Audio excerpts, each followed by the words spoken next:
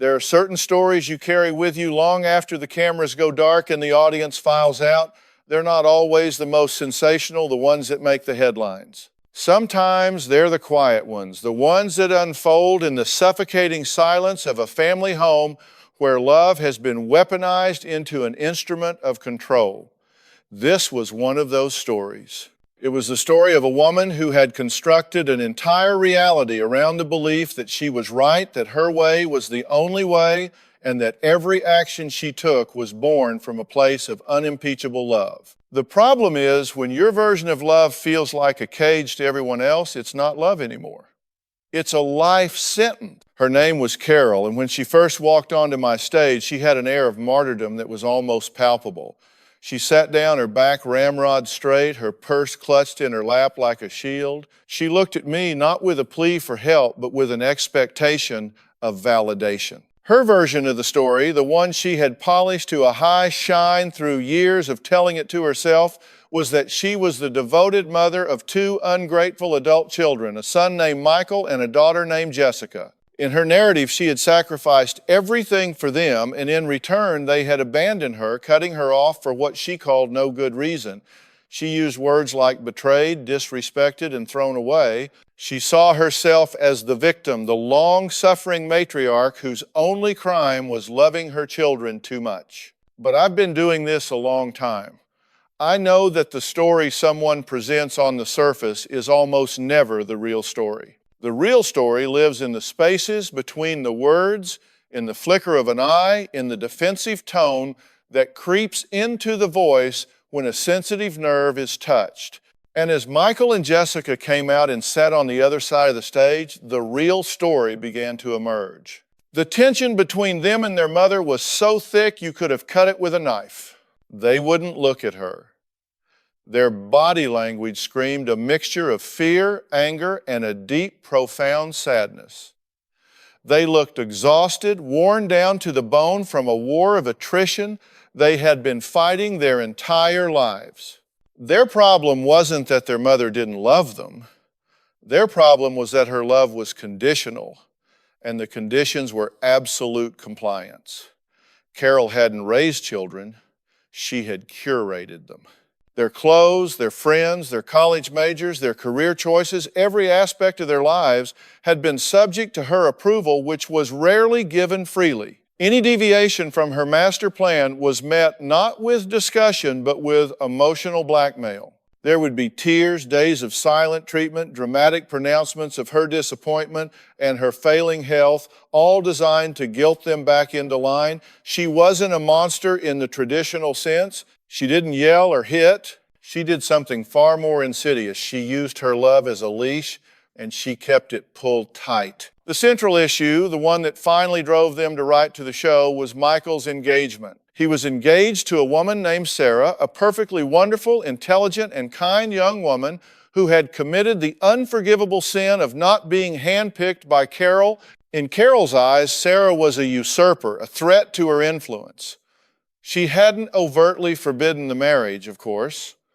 Her methods were more subtle. She would make passive-aggressive comments about Sarah's cooking, her family, her job. She would forget to include Sarah in family plans. She would call Michael at all hours, crying, telling him how lonely she was, how she felt like she was being replaced, making him feel a constant gnawing guilt that was poisoning his relationship. Jessica, who had always been the more rebellious of the two, had tried to defend her brother and his fiancée, which resulted in her being labeled disloyal and manipulative. Carol had successfully framed the situation as her two children choosing a stranger over their own mother. It was a classic case of psychological control, and it was tearing the family apart at the seams. My job wasn't to pick a side. My job was to get to the truth, and the truth was buried under 30 years of a carefully constructed fiction. To understand a dynamic like this, you have to go back. You have to peel back the layers of the present and look at the foundation. A house doesn't just collapse one day. The cracks start forming in the basement years before, so I turned to Michael and Jessica. I needed to hear about the soil this tree grew in. I asked them to tell me about their childhood, not in broad strokes, but with specific moments. The moments that taught them the rules of their mother's love. Jessica spoke first, her voice quiet but steady. She talked about being in the 3rd grade and winning a prize for a painting she had made. She was bursting with pride, she said, and couldn't wait to show her mother. When she got home and unveiled her masterpiece, a vibrant, chaotic splash of colors depicting a fantasy forest, Carol's first reaction wasn't a hug or a congratulations. It was a critical squint. "The perspective is all wrong here, honey," she had said, taking the painting from her. "And these colors clash. Let's go get some new paper and I'll help you do it properly." Jessica told me she never painted again. She put the brushes away and never picked them up. Right there at 8 years old, she learned the lesson. Her own creation, her own expression was flawed unless it was filtered through her mother's approval. I watched Carol as Jessica told this story. There was no flicker of recognition, no dawning of remorse. Instead, she shook her head slightly, a look of bewilderment on her face. "I was just trying to help her," she said, looking at me as if I were the crazy one. I wanted her to be the best she could be. Is that a crime? And that right there is the core of the delusion. In her mind, her intervention wasn't a criticism that crushed a little girl's spirit. It was an act of benevolent guidance. She had rewritten history to cast herself as the dedicated mentor, not the unintentional dream killer. Then Michael spoke. He talked about his passion for history in high school. He wanted to be a history professor. He'd told his mother this was what he wanted to major in when he went to college. Carol, he said, had sat him down and explained with a tone of deep and sorrowful concern that a history degree was useless. He would be poor, he would struggle, and he would be a disappointment. She had already filled out his application for the business school. "It's a safe path, Michael," she'd told him. "I'm just protecting your future." He went to business school. He got a job in finance that he tolerated but did not love. He had followed her plan, and in doing so, a part of him had gone dormant. He had learned the same lesson as his sister. His passion was a liability. His mother's plan was the only safe harbor. "Do you hear the pattern here, Carol?" I asked, keeping my voice calm and even. "Jessica has a passion, you correct it. Michael has a passion, you redirect it. Both times you framed it as being for their own good. But let me ask you this, good for who? Was it good for Jessica to stop painting? Was it good for Michael to give up on a career he was passionate about? For one, he just endures. She bristled. They're successful. They're stable.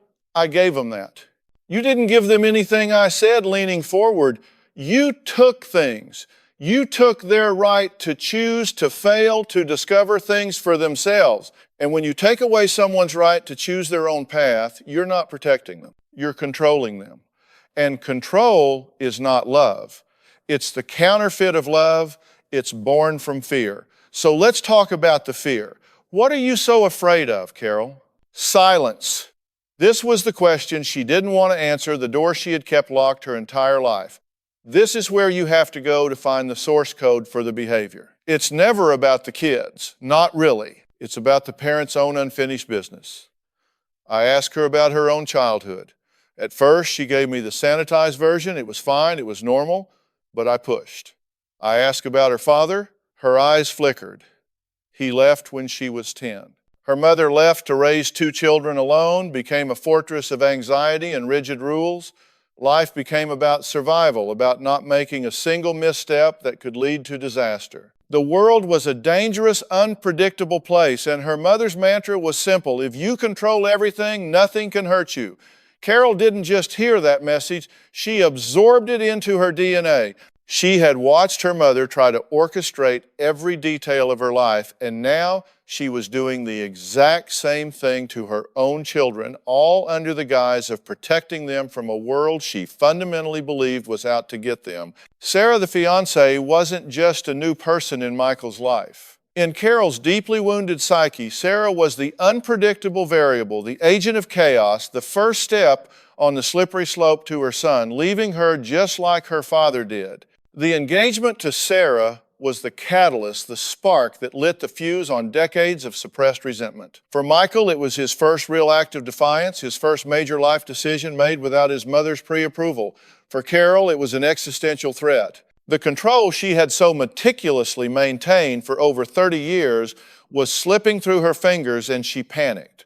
Her tactics, once subtle and cloaked in concern, became more desperate and overt. This is the escalation phase. When a manipulator feels they are losing their grip, they don't back down, they double down.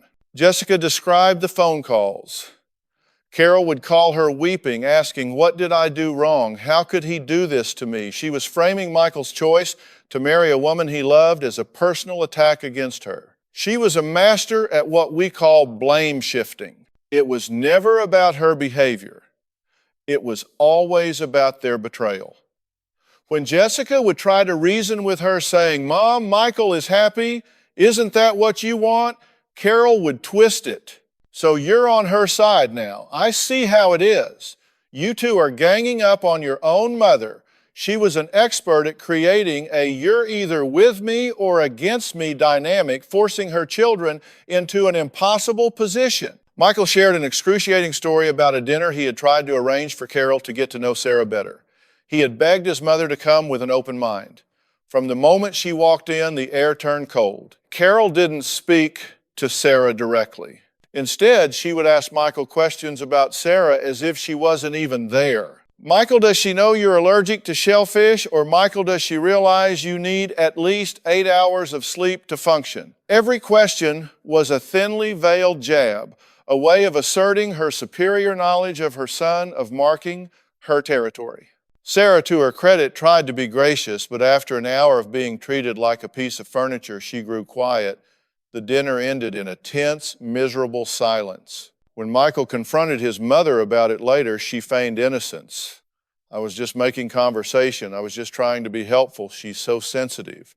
There it is again, the classic denial and gaslighting. She wasn't just refusing to take responsibility, she was actively trying to make Michael believe that his perception of the event and Sarah's reaction was the problem. The message was clear: my behavior is not the issue. Your reaction to my behavior is. This kind of psychological warfare is incredibly damaging. It makes you question your own sanity. It erodes your confidence in your own judgment. Michael and Jessica had been living in this fog of self-doubt their entire lives. The breaking point, the event that led them to my stage, came a few weeks before they wrote to me.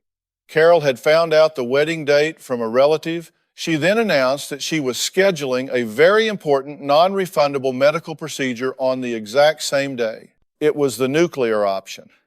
She was creating a scenario where Michael would have to choose his wedding or his mother's health.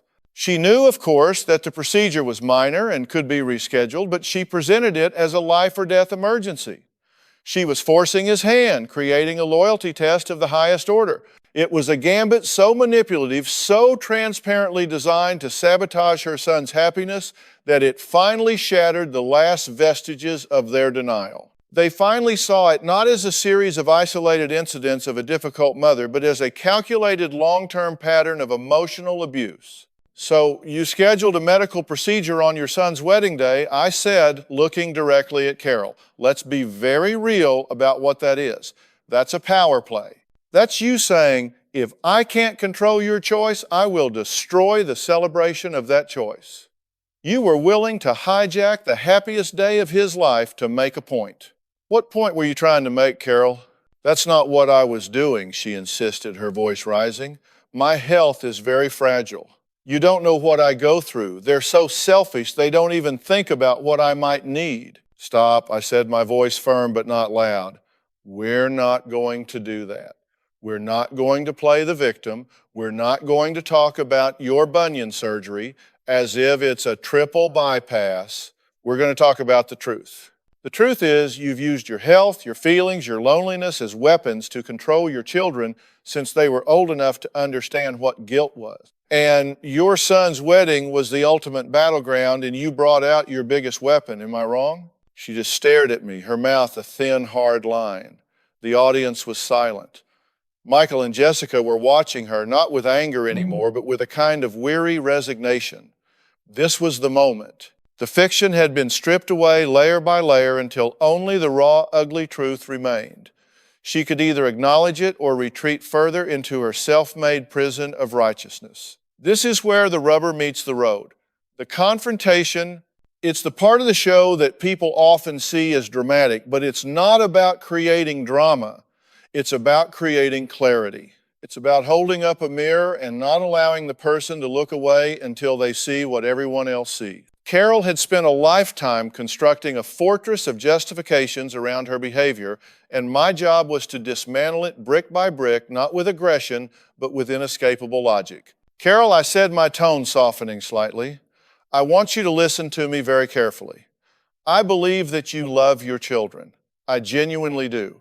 But the way you express that love is causing them immense pain. It's not nourishing them, it's suffocating them. You have equated love with control and happiness with compliance, and that is a broken equation. I want to go back to what you said earlier, that you were just trying to be a good mother. A good mother's job is to prepare her children to leave, to give them the roots of responsibility and the wings of independence. You gave them roots, but you clipped their wings every time they tried to fly on their own. She was shaking her head, tears welling up in her eyes. You don't understand. I was all they had. I had to be strong.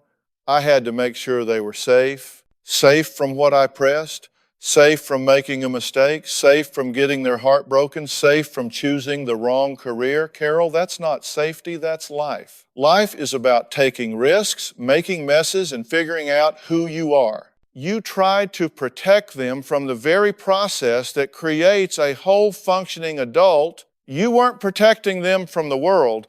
You were protecting yourself from the anxiety you felt when you couldn't control the world. I turned to Michael and Jessica, and you two, I said, have enabled this for years.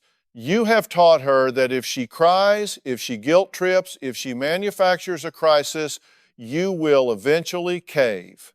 You have participated in this dysfunctional dance because confronting her felt harder than surrendering. You've been choosing the path of least resistance, and it's led you right here to a place of profound unhappiness and resentment. Your compliance has been the fuel for her control. They both nodded, tears streaming down their faces. It was the first time they were seeing their own role in the dynamic so clearly. It wasn't just about what their mother did to them. It was about the system they had all co-created.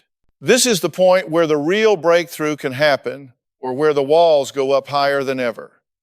It all comes down to one pivotal moment of choice. I looked back at Carol. Her defensiveness was cracking. For the first time, I saw a flicker of something else in her eyes. Fear, yes, but also a deep, cavernous sorrow. The persona of the righteous martyr was beginning to crumble. I need to ask you a question, Carol, I said, holding her gaze. And I want you to think very hard before you answer it. It might be the most important question you ever have to answer about your family. Do you want to be right, or do you want to be in a relationship with your children? The stage went completely silent. You could have heard a pin drop. The question hung in the air, simple and devastating. It cut through all the noise, all the justifications, all the he said, she said. It was the heart of the matter. It forced her to confront the ultimate consequence of her behavior. She could cling to her narrative that she was the victim, that she had done everything right, and they were the ungrateful ones. And she could be right all alone in her house with her photo albums and her memories. Or she could admit that her right way had been profoundly wrong for her children, that her love had been hurtful, and that she needed to change if she wanted to have them in her life. She looked from me to Michael, then to Jessica. Their faces were open, pleading. They weren't looking at her with hatred. They were looking at her with a desperate hope that this could be the moment, the turning point. All the anger had drained away, and all that was left was the raw desire for a real mother, not a warden. Her composure finally broke. The dam of self-control she had maintained for so long burst, and a sob tore from her throat. It wasn't the manipulative, theatrical crying she had used as a tool for so long. This was the sound of genuine, soul-deep grief. I don't know how she whispered the words, choked with tears. I don't know how to be any other way. I'm so scared of losing them. Then that's where we start, I said gently. You start by admitting that. You start by saying those words to them, not to me. You turn to your son and your daughter and you tell them the truth that you are scared, that your control wasn't about them being inadequate, it was about you being terrified. That's the first honest thing you will have said to them in a very long time. Slowly, haltingly, Carol turned in her chair to face her children. It was a movement that seemed to cost her a tremendous amount of effort, as if she were turning against the tide of her entire life's momentum. Her face was stripped bare of its usual mask of indignant certainty. All that remained was a raw, trembling vulnerability. Michael, Jessica. She began, her voice cracking. I'm so sorry. The words were almost a whisper, foreign on her tongue. I never wanted to hurt you. I was just so scared. After your grandfather left, I just thought if I could keep everything in order, if I could make sure you never made a wrong step then you wouldn't leave me too. It was a stunning admission in that one moment. She wasn't the martyr.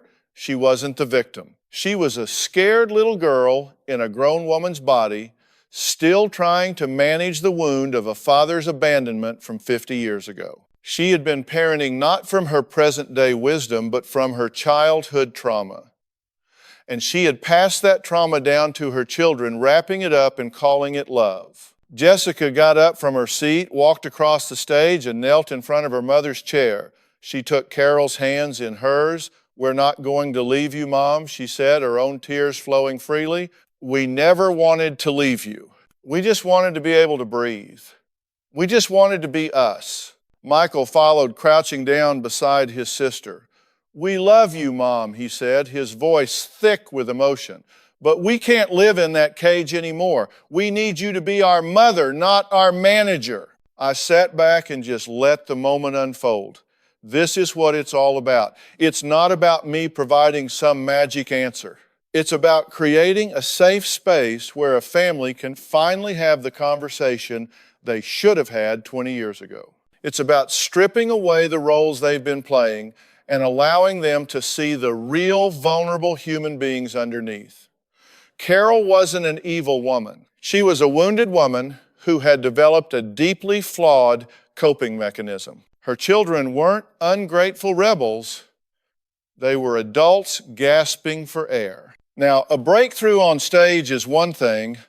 Making it stick in the real world is another entirely. This wasn't the end of the story.